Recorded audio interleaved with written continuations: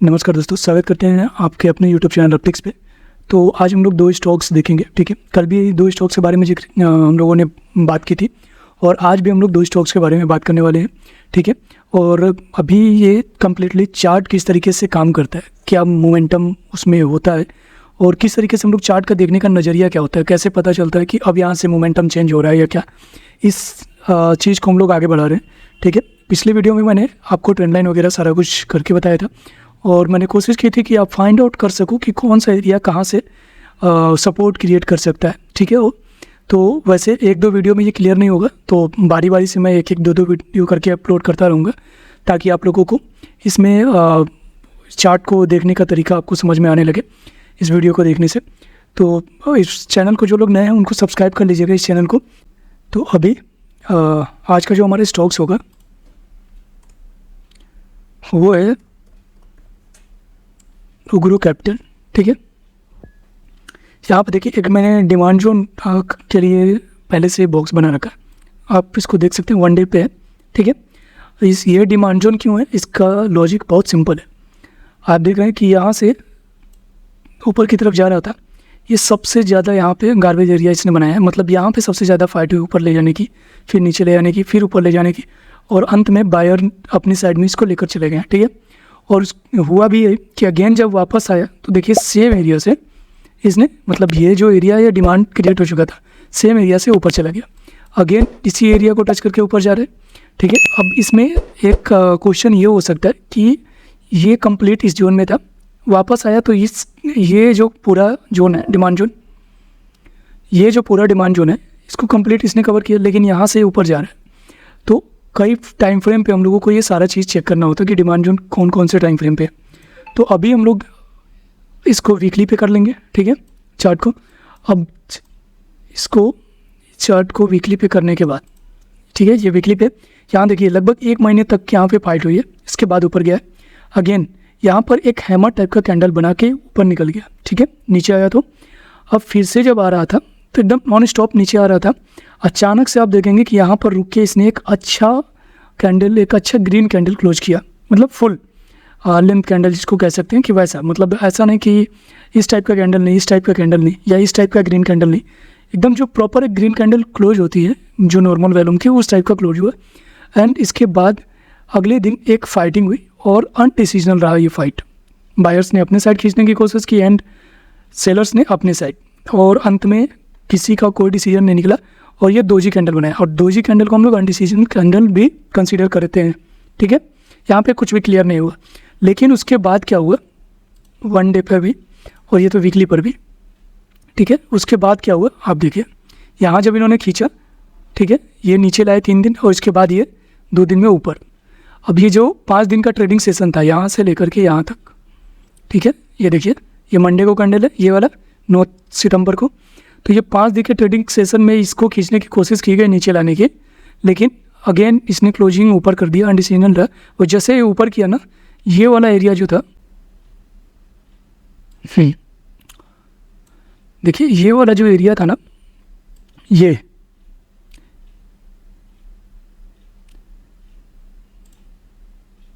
वाला एरिया यहाँ पर ब्रेकआउट देने की कगार पे आ गया, ठीक है। अब इसके ऊपर इसने एक बहुत ही अच्छा कैंडल क्लोज किया, बुलिश कैंडल, ठीक है। अब ये हमारे पास एक एरिया यहाँ पर बच रहा है जहाँ से सेलिंग आ सकती है, और यहाँ पर जाके मतलब अगर सेलिंग आना होता ना तो ये तुरंत आ गई होती इसमें, ठीक है। अगर सेलिंग आना होता तो इस लेवल पे तुरंत सेलिंग आ गया होता, क्योंकि ये इसको हिट कर चुका है। तो ये कैंडल अब तक रेड क्लोज होनी चाहिए थी, लेकिन नहीं हुई। एंड अगेन ये अनडिसीजनल कैंडल रहा यहाँ पर, ठीक है, ये कैंडल अगेन अनडिसीजनल है। लेकिन अब क्या करेंगे कि हम यहाँ पर एक ड्रॉ करेंगे लाइन 1 डे पे, ठीक है। 1 डे पे कैंडल को ड्रॉ कर लिया, एक मैंने हॉरिजॉन्टल लाइन ले ली। अब अगर इसके नीचे, मेरे ख्याल से इसके नीचे अभी स्टॉक से में भी अगर ऊपर नहीं जा पाया तो इसी रेंज में इस तरीके से चलेगा, ठीक है। ये जो एरिया है ना, आप इसको मार्क कर सकते हो, इस रेंज में ही इसको नैरो कर देना होगा। जब तक ये नैरो नहीं होगा ना, तब तक इसमें एक मतलब बूस्टअप मूवमेंट नहीं आएगा, ठीक है। तो ये इस एरिया को नैरो करेगा और इसके बाद हम लोग देखेंगे कि ये यहाँ से निकल जाएगा, ठीक है। इसके बाद एक चांसेस बनता है कि ये यहाँ से निकल जाए और हमारा इनिशियल टाइप में लगभग यहाँ पर 300 का टारगेट आ सकता है। शुरुआती में 300 का टारगेट हमको देखने को मिल सकता है, और इसके बाद प्लस 300, इसके बाद ऊपर जितना भी चला जाए। लेकिन ये 300 का टारगेट आने वाले कुछ समय में इस स्विंग ट्रेडिंग के लिए नहीं है ये, क्योंकि इसमें अभी कंसोलिडेशन बाकी है। यहाँ पर जैसा कि मैंने कहा कि स्टॉक हो सकता है कि इस तरीके से ऐसे करे, इसके बाद निकले, ठीक है। और ये हमारा मार्किंग एरिया होगा, ठीक है। इसको इसने ब्रेक किया है, ये हमारा मार्किंग एरिया होगा। तो इस तरीके से चार्ट को देखिए, और ये वाला हमारा टारगेट क्यों डिसाइड हुआ है, तो यहाँ पर देखिए, अगर यहाँ पर कोई पेंडिंग ऑर्डर हुआ, ठीक है, ये हमारा टारगेट रहेगा 300, तो यहाँ पे अगर किसी का भी कोई पेंडिंग ऑर्डर बचा हुआ होगा तो चांसेस ये है कि यहाँ पर 300 के आसपास आने के बाद फिर एक बार डाउन मूवमेंट करे। अगर डाउन मूवमेंट करेगा भी ना तो अराउंड इस एरिया में आएगा, इस एरिया में आएगा, ठीक है। मेरे ख्याल से इतना नीचे तो नहीं आना चाहिए, क्योंकि बहुत अच्छा कैंडल इसने यहाँ पर जो दिखाया है ना मूवमेंट, तो मेरे ख्याल से इतना वीक मोमेंट तो ये बिल्कुल भी नहीं है कि वो अगेन या इस लेवल तक ले आएगा, ठीक है। तो इसको ध्यान में रखिएगा, इस लेवल को अपने हिसाब से। ये कोई बाई सेल रिकमेंडेशन नहीं है, ये बस मैं आपको सीखने के पर्पज़ से बता रहा हूँ कि किस तरीके से चार्ट को हम लोग देखते हैं, कंसीडर करते हैं, ठीक है। अब यहाँ से टारगेट भी यही है हमारा, लगभग 300 आना चाहिए। इसके बाद अगर ऊपर क्लोजिंग दे देता है तो आगे फर्दर हम लोग इसको बढ़ा देंगे टारगेट को, लेकिन अभी के लिए यही है, ठीक है। दूसरा हमारा जो स्टॉक्स होगा,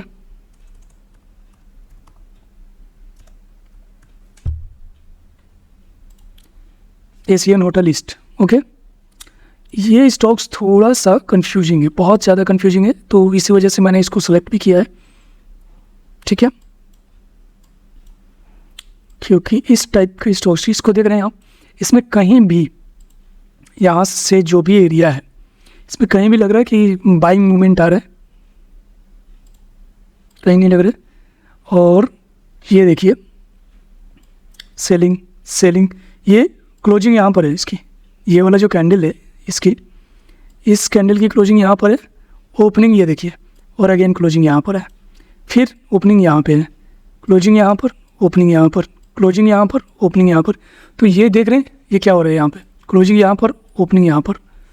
तो मतलब कि ये एकदम अनडिसीजनल, इसमें मोमेंटम नहीं है।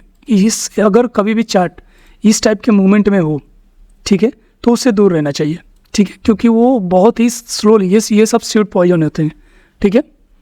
ये इस टाइप के चार्ट स्वीट पॉइजन होते हैं, आराम आराम से अब कब नीचे चले जाएंगे आपको पता भी नहीं चलेगा। क्योंकि आप देखो यहाँ पर ये जब नीचे आ रहा था, ऊपर जाने लगा, एक मोमेंटम क्रिएट हो रहा था कि अब ऊपर जाएगा, अगेन इतना अच्छा 10% टॉप का कैंडल बनाने के बाद अगेन नीचे, ठीक है, नीचे आया नीचे आया नीचे आया यहाँ पर। और ये देखिए इतना अच्छा मूवमेंट बताने के बाद अगेन नीचे, अगेन नीचे, अगेन नीचे, अगेन नीचे, ठीक है। तो ये इस तरीके से होते हैं, ठीक है। आपको लगता है कि अब जो लोगों ने इस एरिया में बाई किया होगा वो ये उस उम्मीद में बैठे हैं कि ये जो प्राइस है ये चल के यहाँ तक आएगी या इसके ऊपर, ठीक है, लेकिन नीचे।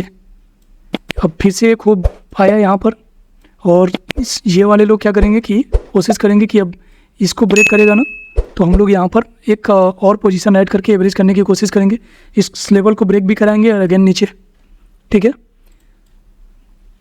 तो इस टाइप के स्टॉक से दूर रहना चाहिए। हाँ, अगर आपको इसमें मोमेंटम चेंज होता हुआ दिखे तो एक अच्छी बात है, और यहीं पर मुझको ये चीज़ दिख रहा है। आपको मैं एक चीज़ दिखाता हूँ, शार्प गिर रहा था, ऊपर गया, फिर मैंने यहाँ पर कभी सजेशन क्यों नहीं दिया या यहाँ पर मैंने बाइंग क्यों नहीं की। इतना अच्छा बाइंग कैंडल है, इतना अच्छा ग्रीन कैंडल है। एक तो कि सेम इस लेवल से सेलिंग हुई है, ये कैंडल कंप्लीट, ठीक है, सेलिंग था। तो इसके ऊपर अगर ट्रेड करने लगता ना, इसके ऊपर जाके ट्रेड करने लगता, रिटेस्ट करता, देन हम एंट्री कर सकते थे, लेकिन वो उसने किया नहीं, ऊपर ले गया एंड सेलिंग आ गई।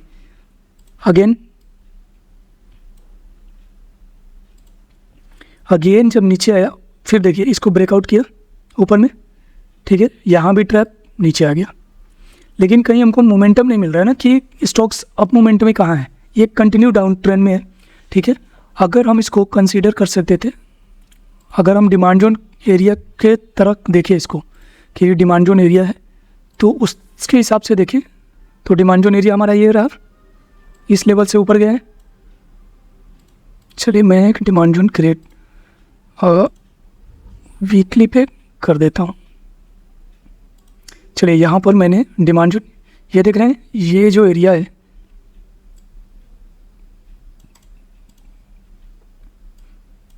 इतना शार्प मोमेंटम आने के बाद वीकली पे मैं आपको दिखा रहा हूँ, ये इस तरीके से गया ऊपर और अचानक से सेलिंग हुई। लेकिन इस सेलिंग को किसी ने ऑब्जर्व किया, तो इस कैंडल ने, ठीक है, ये 2 कैंडल ने ऑब्जर्व कर लिया पूरे सेलिंग को, और इसके बाद देखिए अगेन क्या मोमेंटम आया, बहुत शानदार मोमेंटम आया है।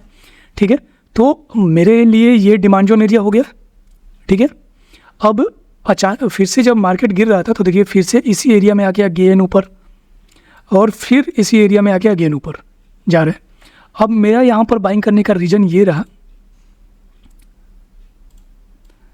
या आप सबके सामने रिकमेंड कर इसलिए रहा हूँ क्योंकि अब इसमें जब मैं वीकली पे लाता हूँ तो यहाँ पर मैं देख रहा हूँ कि ट्रेंड बदलता हुआ दिख रहा है। पहले क्या होता था कि डाउन डाउन, ठीक है, इसी तरीके से चल रहा था।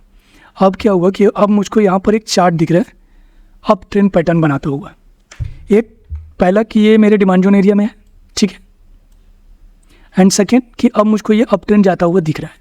ये केवल वीकली पे ही आपको नहीं दिखेगा, ये आपको वन डे पे भी दिखेगा। इसको ड्रॉ कर देता हूँ वन डे पे भी। मैं कोशिश कर रहा हूँ आप लोगों को कि थोड़ा जो लोग बिगनर हैं उनको भी समझ में आ जाए।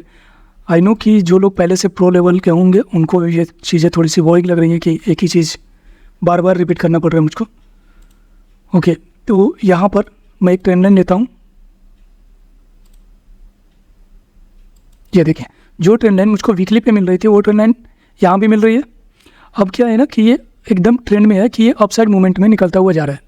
ठीक है, तो इस कंडीशन में अब मेरे पास क्या है कि एक तो मुझको ट्रेंड बदलता हुआ दिख रहा है, बहुत क्लियर वैल्यूम आया हुआ दिख रहा है यहाँ पर, एकदम क्या शार्प वैल्यूम आया हुआ है, एकदम मतलब बूस्ट किया है इसने प्राइस को बहुत तेज़ी से। और इसके बाद एक तो मेरे डिमांड जोड़े, मेरे पास 3 लॉजिक इस ट्रेड को कंसीडर करने के लिए। अब एक लॉजिक और मुझको चाहिए कि एक जो मुझको यहाँ पर जो दिख रहा है ये लेवल अगर ब्रेक कर देता है ना तो मैं थोड़ा सा ज़्यादा कॉन्फिडेंस हो जाऊँगा। तो मैं इस लेवल के लिए वेट करूँगा एंड देन इसके बाद इस एरिया में कहीं भी, ठीक है। और इसको मेरे ख्याल से ये अच्छा खासा निकलना चाहिए ये यहाँ से, ठीक है। और इसमें जो टारगेट के लेवल होंगे ना, क्योंकि ये जो जितने ये वाला एरिया तो अब इसमें कुछ बचा ही नहीं होगा, क्योंकि आप अगर इसको कंसीडर करोगे भी सेलिंग जोन, ये जैसे कि हम लोग डिमांड जोन क्रिएट करते हैं ना जिस तरीके से, वैसे सेलिंग जोन भी क्रिएट करते हैं। एक बार मैं सेल साइड के भी कुछ स्टॉक्स को लेकर आपको दिखाऊंगा। तो आप देखिए ये वो एरिया है जहाँ पर सेलिंग हो रही थी, ठीक है।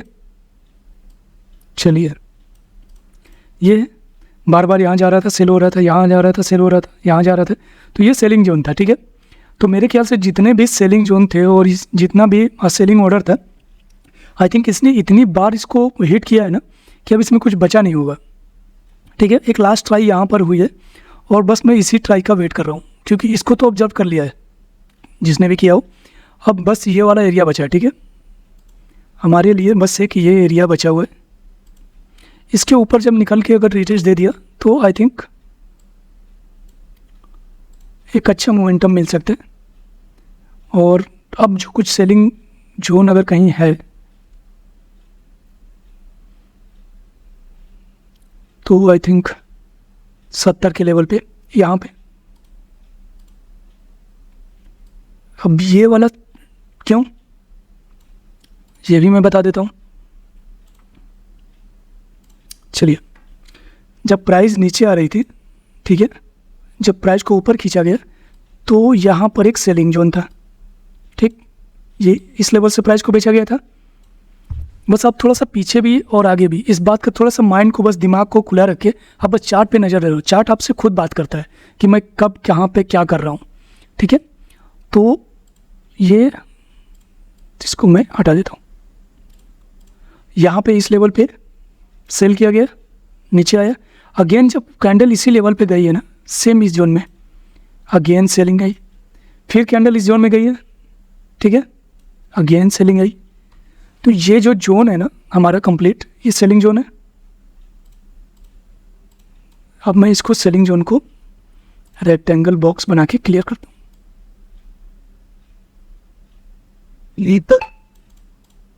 ये सेलिंग जोन है, ठीक है, गया, फिर हिट किया अगेन, 1 2 3 4 कैंडलों में इसको सेल किया गया, ठीक है। यहाँ पर 4 कैंडल में सेल किया गया था, इसका नतीजा ये रहा। और अगेन यहाँ पर एक ही बार में सेल किया गया, फिर से एक बार में सेल किया गया। अब ये जो सेलिंग कैंडल हुई है हमारे पास यहाँ पर, तो चांसेस यही है कि फिर से इस लेवल पे सेल किया जाएगा, क्योंकि इतनी अच्छी ग्रीन कैंडल यहाँ पे जो दिख रही है आपको, ये वाली ग्रीन कैंडल, ये जो ग्रीन कैंडल आपको इतनी अच्छी दिख रही है, ये वापस कहाँ से आई है? इस लेवल पे। अगर इस कैंडल को ऊपर जाना ही था तो 170 के ऊपर निकल जाना था इसको। जब यहाँ पर बाइंग करने की कोशिश की गई, इसके बावजूद भी ये लेवल नहीं तोड़ पाया, तो मतलब इस लेवल पे, इधर का सेलिंग पॉइंट इस लेवल पे नीचे आ चुका है। अब यहाँ पर भी लोग सेल कर रहे हैं, तो एक चांसेस बनता है कि अगेन यहाँ पर इस एरिया में सेलिंग आ सकती है, ठीक है। एक बार में समझ में नहीं आएगा, धीरे धीरे अगर आप लोग देखोगे ये वीडियो को 1 बार 2 बार, या मैं कोशिश करूँगा मैं कुछ हर वीक 1-2 वीडियो इसी तरीके के ले आऊँ, तो एक बार आपको अच्छे से समझ में आने लगेगा। थोड़ा सा पेशेंस ज़रूर रखिएगा। बिना पेशेंस के स्टॉक मार्केट में ऐसा कोई भी मोमेंटम नहीं है, कोई भी क्विक मूवमेंट नहीं है, या कोई भी क्विक लॉजिक नहीं है कि मैं आपको कोई एक अलादीन का चिराग दे दूँ और बस बूम, आप जिस शेयर को बाई करो वो मतलब रॉकेट हो जाए। तो इस टाइप का स्टॉक मार्केट में कुछ भी नहीं है, ठीक है। तो आपको पेशेंस रखना होगा, कई बार चीज़ें गलत भी हो सकती हैं, तो इस बात का भी ध्यान रखना होगा, ठीक है। और हर बार मार्केट जब भी एक नया करेक्शन या नया हाई बनाता है ना, तो इतना समझ लीजिए कि मार्केट एक नया चाल क्रिएट करता है। तो हर बार उस चाल पर नज़र रखनी होगी। मिलते हैं नेक्स्ट वीडियो में, तब तक के लिए इतना ही, बाय बाय।